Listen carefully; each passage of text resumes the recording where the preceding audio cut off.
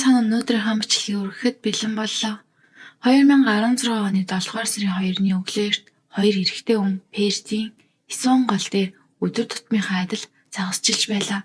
Хүлээгээд сууж байх зуур тэд Периментлийн зам гүүрний ойролцоо голын усан дээр нэг сонин зүйл хөвж байгааг анзаарсан юм. Цэнгэр өнгийн аялын чиндам хөвөөдөвч байжээ. Гаднаасаа харуул нилийн шин юм шиг харагдсан. Дээр нь дотор нь юм дүүрсэн юм шиг тоож харагдсан. Юу байдаг юм бол гэж сонирхсон хоёр хүн ойртоод уснаас гаргаж авлаа. Тэгээд чиндамыг хөргсөн чинь нилээд хүнд байв. Тэд үнэтэй юм мөнгө төгрөг эд зүйл байж магадгүй гэж бодоод сониуч сангаад хэлсэнгүй. Ингээд чиндамыг голын ирэг дээр чиж гаргаад эцэст нь нэгэд үсчээ. Гэтэл дотор нь байсан зүйл тэднийг шууд айц давтуулсан мөнгөч биш, үнэт зүйлч биш. Чиндам дотор эмэгтэй хүний цогц байв. Цогцны дээд хэсэг бол 3 давхар увцсансан урт ханцуутай бодолкон дээр Disneyland гэсэн лого авилсан хар богино ханцуутай бодолк давхарлж өмсөд хамгийн гадна талдаа хар өнгийн хандаацтай байжээ. Харин доод биенд бол нүцгэн. Хоёр загас чинь тэр дээрээ цагдаа дуудав. Цагдаа нар газар дээр ирж шалгахад хохирогчийн юм болохыг тогтоохоор үнэмлэх бичиг баримт хувийн эзүүл юу ч олцсонгүй. Цогцны хажууд байсан ганц зүйл нь чиндамныг улам үнд болох гэж хийсэн бололтой хагарсан бэлтэ хайдан ширхэг байлаа. Хохирогчийг таних ямар ч баримтгүй тул цагдаа нар цогцыг задлан шинжилгээнд явуулав. Тайланд бичснээр хохирогч метр 60 см орчим өндөртэй 59 кг орчимжинтэй Аз сурхтай эмэгтэй бөгөөд нас нь 35-45 орчим гэж тооцоолжээ. Амьд ахуйтай хөмсгний шивээс илгэж байсан мөн шүдний мэдрэлийн имчилгээлэгч байсан уул мөрүүд байсан гэдэг. Гэхдээ хамгийн аимшигтай нь түүний биед шарх гэмтэл маш олон байжээ. Ялангуяа толгой нүүр хэсэг нь мохоо зүйлээр нийт 25 удаа хүчтэй задуулж үүний улмаас гавлиа суугарсан. Нас барсан цагийг тооцоход цогцос олдсноос ойролцоогоор 72 цагийн өмнө амиа алдсан гэж үздэн байна. Гэхдээ цогцос голын усанд удаан байсан учраас нүүр нь маш их ялзарч хэлбэр нь өршлөгдсөн таних боломжгүй шахан болжээ. Өөр арга байгаагүй тул цагдаа нар мэрэгчлэнүүдээр ясны бүтэц болон танигдаж болох зарим онцлогтод тулгуурлаад монтаж зураг хэлгүүлсэн. Дараа нь тэр зургийг хэвлэл мэдээллээр өргөн тарааж энэ хүнийг таних хүн гарч ирээсэй гэж найджээ. Үүний зэрэгцээ ойр орчимд нь тасралтгүй хайгуул их явцад цагдаа нар Исван голоос нэмэлцүүл олсон байна. Эрэгтэй хүний нүдний шил мөн чиндам байсан бэлтаа шиг ижил төрлийн бэлтааны илэрхий хэд эдэн ширхэг. Хамгийн ачирхалтай нь хүүхдийн жижиг скутер дээр модын юм ярьчдаг авто уяад гол руу хамж шийдсэн байсан юм. Цагдаа нар хохирогчийн диинхийг улсын хэмжээнд байгаа цагаачлын мэдээллийн сан мөн алга болсон хүмүүсийн жигсаалтад тулгасан ч таарсан хүн огт гарсангүй. Монтаж зургийг нийтлсийн дараач иргэдээс хэрэгтэй мэдээлэл бараг орж ирсэнгүй. Тэгээд мөрдөгчд анхны монтаж буруу болж бодит төрхийг нь зөв гаргаагүй байж магадгүй гэж эргэлзэж эхэлсэн. Ингээд монтажаа засварлаад таамаг насны үрээг 30-аас 50 болгон өргөжүүлж өсний өнгийг нь бор туяатай шаргал болгож өөрчилжээ. Гэвч өөрчлөлт хийсэн ч гэсэн хохирогчийн юм болох талаар ямар ч мэдээлэл гарч ирсэнгүй. Ингээд 2 сар юу ч өөрчлөгддөггүй өнгөрөв. Тэгтэл 2016 оны 9-р сарын 1-нд Пертийн цагдаагийн газар руу санаандгүй нэг дуудлага ирлээ. Утасны цаана 25 настай залуу эмэгтэй санаа зовнин айцтай олоогоор ээж маань гинэт сургаггүй болсон удаан холбоо барьж чадахгүй байна гэж хэлсэн юм. Тэр 25 настай бүсгүй эснэр 2 сарын өмнө тэр Мельбурнээс Перт руу онгоцоор нисэж ээжтэйгээ уулзахаар очижээ. Тэр ээжигээ хамгийн сүүлд харахад ээж нь гэрээсээ гарч ирээд гадна талд хүлээж байсан цагаан машинд сууж байгаа дүр зураг байсан гэж хэлсэн байна. Машины дотор нь Аз төрхтэй нэг эрэгтэй байсан бөгөөд ээжийг нь сулгаа тавьчихжээ. Үүний дараа бүсгүй өөрийн их сургуулийн төгсөлтийн ялалт оролцох гэж Мельбурн руу буцсан байна. Мельбурн байх хугацаанд тэр ээж руугаа байнга тасралтгүй мессеж бичсэн ч ганц ч удаа хариу ирээгүй аж. 2 сар өнгөрсөн ч ямар ч мэдээ ирэхгүй байсаар тэр эцэст нь тэсгээ болж өөрөө очиж заавал шалгана гэж шийдээд Перт руу буцах онгоцны тийц захиалсан юм. Гэвч Пертт очиход ээжийнх нь ямар ч улмар олцсонгүй. Гэрт нь орсон чинь бүх зүйл яг л удаан хугацаанд орхигдсон мэт харагдсан. Өөр сонголт байгаагүй учраас тэр бүсгүй цагдаа дээр очиод ээжийнхээ алга болсон тухай өргөдөл өгчээ. Өргөдөл хүлээж авах цагдаа нар хүссэн мэдээллийн дагуу шууд мөрдөн шалгалт эхлүүлсэн байна. Тэд хамгийн түрүүнд алга болсон хүнийг гэрийг очиж шалгахаар явлаа. Тэр байшин бол Пертийн хамгийн нэр хүндтэй дөрвүүдийн нэг болох Мосман паркт байрлах сүрлэг 2 давхар тансаг арш байв. Тухайн үйл хөдлөлийн хэмжээ ойролцоогоор 4640 квадрат фут. Зах зээлийн үнэ нь 850 мянган $8 дээш гэж тооцогддог байжээ. Өмчлөлийн бүртгэлээс харахад эзэмшигч нь 57 настай хятад эмэгтэй Чин Пайн байсан юм. Тэр эмэгтэй 2000 оны орчим Сингапураас Австрали руу цагаачлж ирсэн. Пертад 15 жил амьдарсан Австралийн иргэншилтэй. Цагдаа нар нотлох баримтыг нимба цуглуулж ДНХ-гийн харьцуулалт хийсээр байгаад эцэст нь Чиндам дэсэн цогцос хэний вэ гэдгийг баталгаатай тогтоосон байна. Харамсалтай нь тэр аялын Чиндам дотор байсан эмэгтэй яг тэр Мосмон парк дахь тансаг 2 давхар байрны эзэн, өөрөөр хэлбэл Чин Пайн байсан юм. Хохирогчийн юм болгон тогтоогдмогц цагдаа нар байрыг бүхэлдэн нэгжиж хэрэгтэй улмар сэжүүр яхаар шалгаж нэгдсэн. Гэтэл шалгалтын хариу мөрдөгчдийг бүр гайхшруулжээ. Гэр дотор зодолтооны мөр тэмцэлцэн улмар ерөөсөө байсангүй. Цусны толж болцсонгүй. Бүх зүйл яг л эзэн түр гараад удахгүй ороод ирэх гэж байгаа юм шиг эмэгцэгцтэй байв. Чин Пайны машин гэрийнхаа урд яг хэвээрээ цэвэрхэн зогсож байсан нь тэр эмэгтэй өөрөө машин бариад хаа нэг тийш явсан зүйл байхгүйг илтгэж байлаа. Аль хэдийн алга басны мэдээлсэн хүн нь Павины охин Йетийн тэр үед 25 настай байсан бөгөөд Мельбурний их сургууль магистрийн зэрэг төгсөөд удаагүй байсан аж. Охин Йетийн хэлэхдээ ээжигээ хамгийн сүүлд харсан өдөр нь 2016 оны 6 дугаар сарын 30 байсан гин. Тэр өдөр тэр Мельбурнээс Перт рүү ээжтэйгээ уулзахаар очсон. Мөн төрсөн аав нь хамт байсан гэжээ. Тэр өдөр гуруула удахгүй болох охины төгсөлтийн ясалтай холбоотой хэд хэдэн зүйлийг ярилцсан байна. Дараа нь ээж нь аялын чимдамаа бариад гэрээсээ гарч Аз эрэхтэй жолоодсон машин сууж алга болсон гэж охин хэлсэн юм. Бүр ээж нь дараа нь охиндоо би найзуудтайгаа Австралиар аялна. Тиймээс төгсөгт чинь очихгүй гэсэн утгатай мессеж хүртэл явуулсан гэж мэдүүлжээ. Тэгээд аяллахын дараа эмчлүүлэхээр Швейцар руу явах төлөвлөгөөтэй байсан гэж шилжсэн байна. Энэ мэдүүлэг үнийн эсхийг нэгтлэхийн тулд цагдаа нар охины аав Ампинаас нэмэлт мэдээлэл авсан. Гэтэл аавынх нь мэдүүлэл охиныхтой яг 100% таарсан. Ампин хэлэхдээ 6 дугаар сарын 30-нд Пертад ирээд хуучин их нартайгаа ойролцоогоор 1 цаг ярилцаад дараа нь ихнэр нь чимдамаа бариад гэрээс гараад хин нэгэнтэй хамт явж байгааг өөрийн нүдээр харсан гэжээ. Тэр хэд хоног охинтойгоо Пертад хамт байсан. Бүр охиноо жолооны сургууль руу хөргөж өгч байсан. Тэгээд 7 дугаар сарын 2-ны хүртэл Пертээс яваагүй гэж хэлсэн байна. Ингээд аав охины үг хоёулаа таарч байгаа юм шиг гаднаас нь харахад тодорхой зэчигтэй зүйлгүй мэт санагдаж байлаа. Гэхдээ мөрдөгчдийг нэг зүйл их хэрэгэлзүүлсэн юм. Охины магистрийн төгсөл гэдэг бол амьдралдаа нэг л удаа тохиох маш чухал үйл явдал шүү дээ. Тэгтэл Павин шиг ээж яагаад охиныхоо тэр том өдөрт очихын оронд найзуудтайгаа аялж явах ийм хүйтэн шийдвэр гаргах вэ? Цагдаа нар үүнийг илүү гүнзгий явуулж эхэллээ. Охины мэдүүлгээр бол цагдаа нар 6 дугаар сарын 30-ны өдөр Павины байшингийн ойролцоо явсан машинуудын бүх камерын бичлэгүүдийг авч шалгасан байна. Гэвч үр дүн тэднийг дахин цочров. Тэр бүсэд Аз эрэхтэй цагаан машин барьж явсан ямар ч бичлэг огт байгаагүй. Энэ нь маш том асуулт тавьж эхэлсэн юм. Охин цагдаад худлаа хэлсэн юм. Энэ үед цагдаа нар охины мэдүүлэгт ил зөрчил байгааг анзаарч эхэлсэн юм. Хэрвээ үнэхээр цагаан машинтай Аз төрхтэй эрэхтэй байсан юм бол яагаад камер дээр ямар ч улмар үлдээгээгүй гэж удалгүй цагдаа нар хохирогчдын эд хөрөнгө хувийн ярилцаар руу анхаарлаа шилжүүлв. Ингэж шалгах явцад нэг сонирхолтой баримт гарч ирсэн нь Павийн өмнө нь Веллингтон дүүрэгт өөр нэг үйл хөдлөг эзэмшиж байсан явдал байлаа. Тэр байшин нь олон жилийн хугацаанд хэд хэдэн удаа эзэмшигтэн солигдсон байсан юм. Гэхдээ мөрдөгчд энэ байшин энэ эрхтэй холбоотой байж магадгүй гэж үзээд одоогийн эзэмшигчээс нь зөвшөөрөл авч дотор нь нэг бүрчлэн шалгахаар оржээ. Тэгээд тэдний усан зүйл үнэхээр сунамд оронгүй байв. Угаалгын өрөөг шалгаж байх үед хананд наасан байсан бэлтаа нь чимдам дотор байсан мөн эсвэн голоос олдсон хагархай бэлтаатай яг таарч байгааг олж тогтоосон юм. Өөрөөр хэлбэл зохицыг хийсэн чимдамыг хүнд болгохын тулд энэ байшингаас бэлтаа хагалж авч ашигласан тодорхой болсон гэсэн. Энэ баримт нэг зүйлийг маш тодорхой харуулж байлаа. Алуурчин энэ байшин чөлөөтэй орж гардаг. Өөрөөр хэлбэл Павинтай маш ойр хүн байх магадлал өндөр байжээ. Ингээд 2016 оны 9-р сарын 17-нд Crown Pert казиногийн нэг ажилтан өөрийн санаачлахаар цагдаад мэдээлэл өгсөн байна. Тэр ажилтан Павин бол казино дээр байнга ирдэг үйлчлүүлэгч. Мөн харамлдаггүй томоор тоглодог хүн байсан гэж ярьжээ.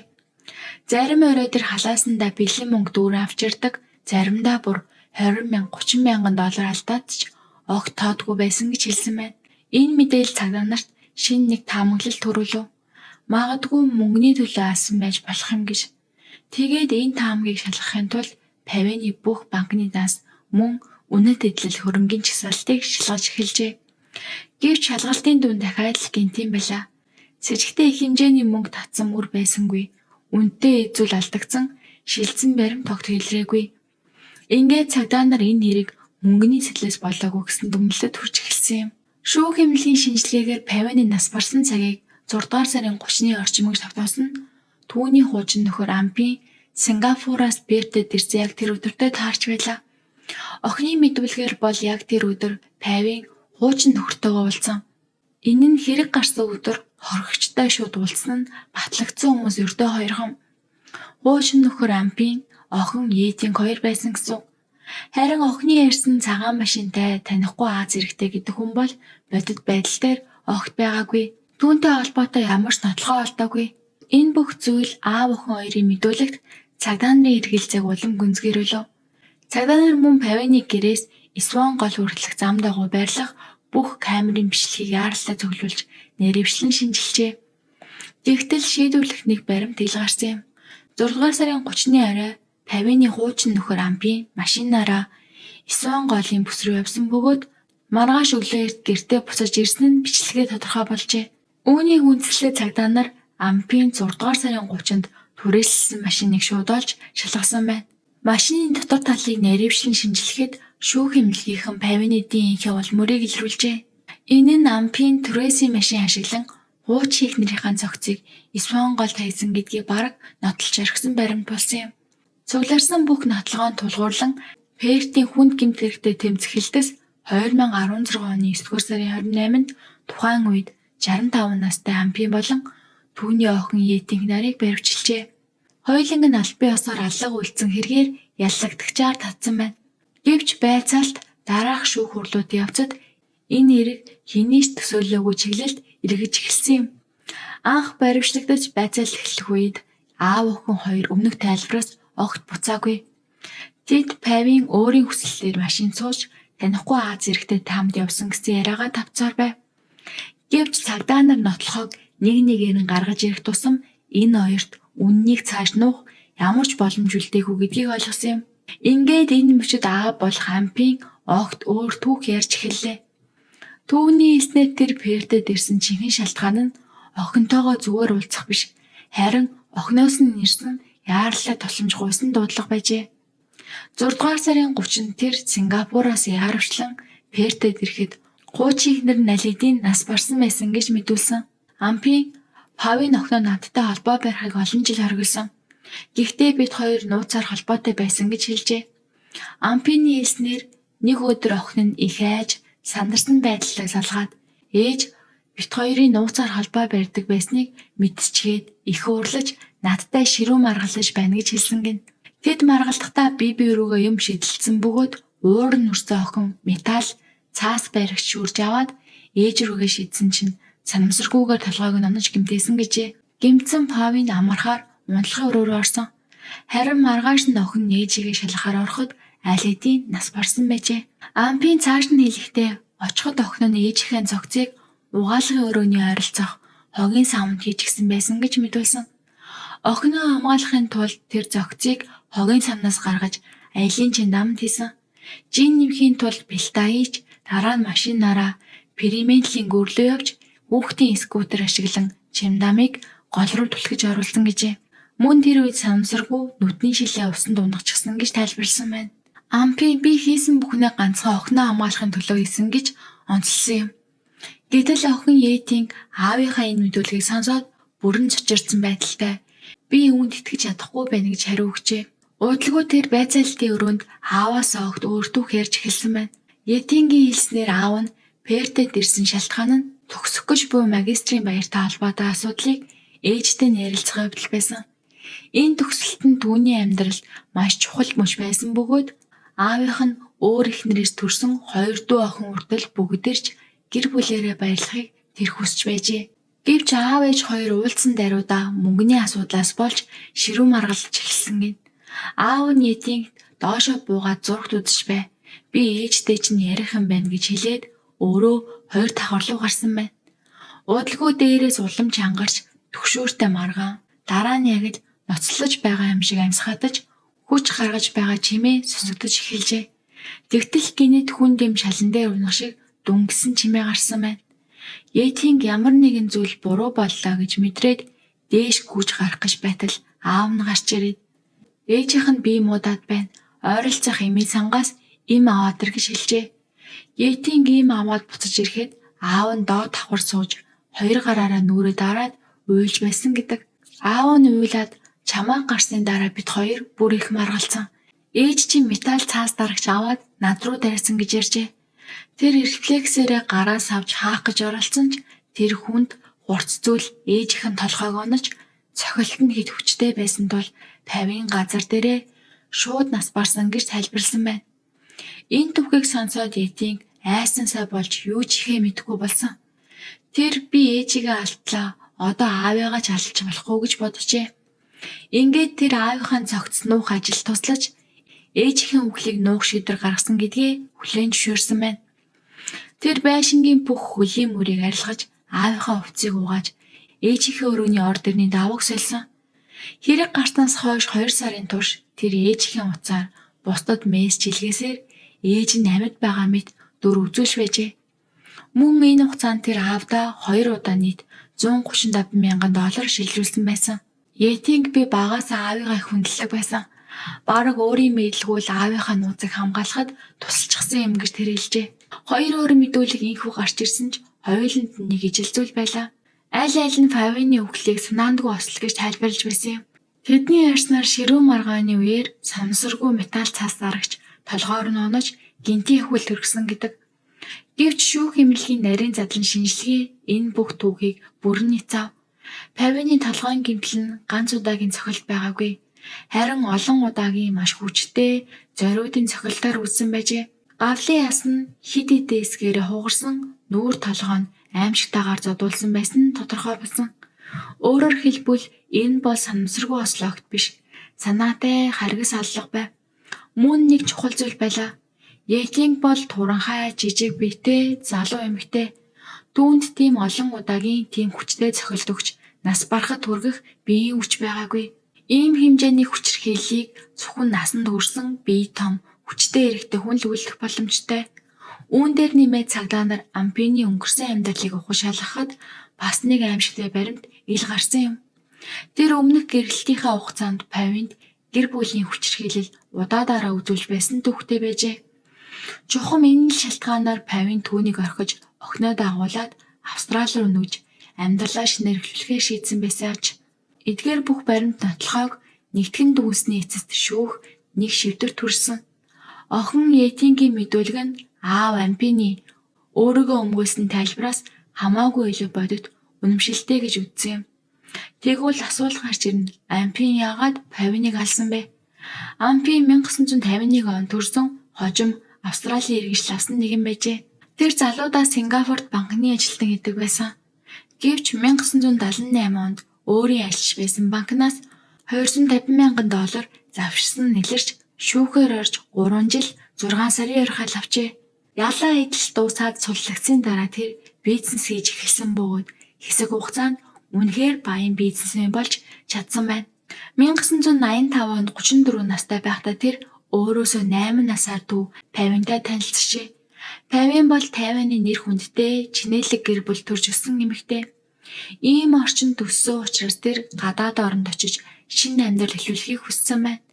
Ампин Павин хоёр анхны харцаараа л бие биедээ татагдаж уулгүй гэрэлсэн. Павин Ампингийн хоёр дахь эхнэр нь болсон юм. Ампин шинэ гэр бүл зохиохдоо өмнөх эхнэрээсээ төрсэн хоёр охиноо хамт авчирсан. Эхэндээ дөрвөлээ нилийн эм найртай амьдарч байжээ. 1991 онд Павин охин Етинийг төрүүлсэн. Энэ бол тэдний хамтын анхны бөгөөд цорын ганц хүүхэд байв. Гэвч яг энэ үеэс Ампины бизнес улам тэлж тэр ажилдаа бараг бүх цагийг зориулж эхэлсэн.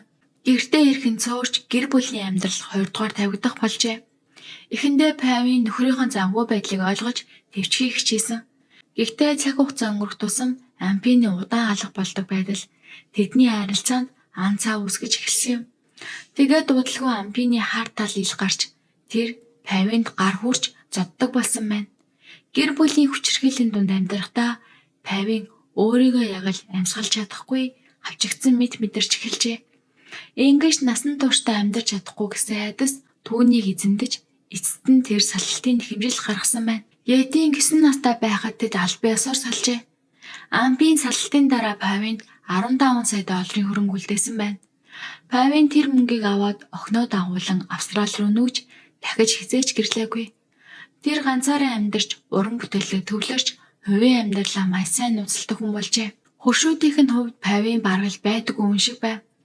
Гэсэн ч тэр Ампийн охиных нь эцэг гэдгийг үүсгээгүй тул хаяа охин нь аавтайгаа уцаар ярих зөвшөөрдөг байсан.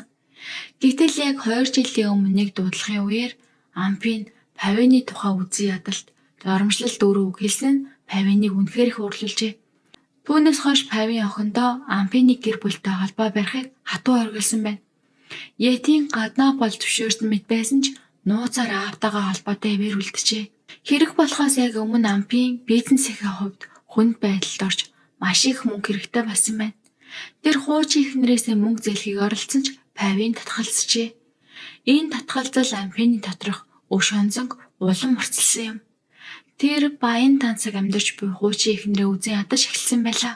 Ингээд 2016 оны 6 дугаар сарын 30-нд Ампийн охиныхоо төгсөлтийг шалтгаан болгон Сингапураас Перт рүү нисэж иржээ.